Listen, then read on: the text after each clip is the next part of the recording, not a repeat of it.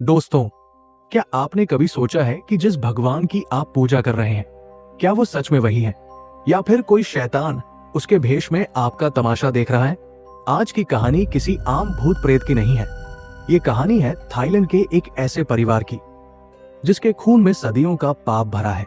एक ऐसी लड़की की जिसके अंदर एक दो नहीं बल्कि हजारों भूखी आत्माएं घुस चुकी है, और एक ऐसी शमन यानी मीडियम की जिसका खुद का भरोसा एंड में आकर टूट जाता है। फिल्म का नाम है द मीडियम। अगर आपका दिल कमजोर है तो ये वीडियो अभी बंद कर दो, क्योंकि इसका अंजाम देखकर आपकी रातों की नींद उड़ने वाली है। चलिए शुरू करते हैं इस खौफनाक सफर को। कहानी शुरू होती है थाईलैंड के ईशान रीजन से, जहां एक डॉक्यूमेंट्री क्रू निम नाम की एक औरत का इंटरव्यू लेने पहुंचती है। निम एक मीडियम है। उसका कहना है कि उनके खानदान की देवी बायान उसके अंदर वास करती है। लेकिन यहाँ एक ट्विस्ट है। बायान की पावर पहले निम की बड़ी बहन नोई को मिलने वाली थी, पर नोई ने डर के मारे अपना धर्म बदल लिया और क्रिश्चियन बन गई। इसलिए अब निम उस शक्ति का बोझ उठा रही है। इसी बीच नोई के पति विरोज की मौत हो जाती है। फ्यूनल पर निम को एहसास होता है कि विरोज के खानदान पर कोई पुराना श्राप है। उसके पिता ने सुसाइड किया था, उसका बेटा मैक एक एक्सीडेंट में मारा गया, और अब खुद विरोज भी चला गया। पर असल मुसीबत अभी बाकी है। नोई की बेटी मिंक, जो एक मॉडल लड़की है, अचानक अजीब हरकतें करने लगती है। कभी वो एक छोटे बच्चे जैसा बिहेव करती है, कभी एक बेशरम औरत की तरह, और कभी एक गुस्सैल बूढ़े की तरह। उसकी तबीयत बिगड़ने लगती है, उसे नाइटमेयर्स आते हैं, और ऑफिस में वो मर्दों के साथ ऐसी हरकतें करती है कि उसे निकाल दिया जाता है। निम को लगता है कि शायद बायान अब मिंग को अपना अगला होस्ट चुन रही है। पर नोई, जो पहले ही धर्म बदल चुकी थी, अपनी बेटी को शमन बनाने से साफ इनकार कर देती है। उसे लगता है कि ये सब कोई बीमारी है, पर असल में ये उस श्राप की शुरुआत थी जो सदियों से उनका पीछा कर रहा था। यहाँ एक बड़ा खुलासा होता है। निम को पता चलता है कि मिंग का अपने ही सगे भाई मैक के साथ चक्कर था, और मैक ने एक्सीडेंट में नहीं बल्कि फांसी लगाकर जान दी थी।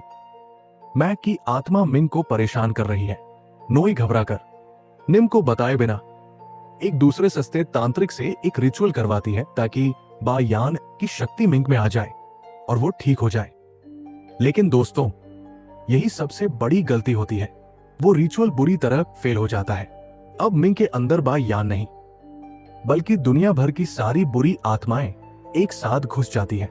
निम जब बायान के मंदिर जाती है तो देखती है कि देवी की मूर्ति का सर कटा हुआ है। ये इशारा था कि उनका रक्षक अब जा चुका है। मिंग अब इंसान नहीं, एक शैतानी कठपुतली बन चुकी थी जो अपने ही घर के कुत्ते को जिंदा उबाल कर खा जाती है।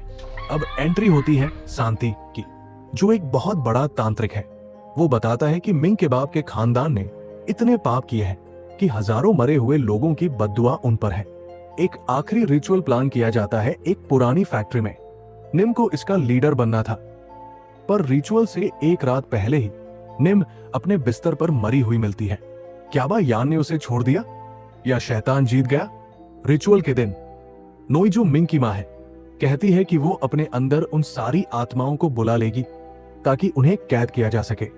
फैक्ट्री में चारों तरफ तंत्र मंत्र चल रहा होता है, लेकिन बाहर जहां मिंग को कैद किया गया था वहां लोग एक गलती कर देते हैं और मिंग उन्हें मारकर बाहर निकल आती है। इसके बाद जो होता है वो किसी नरक से कम नहीं है।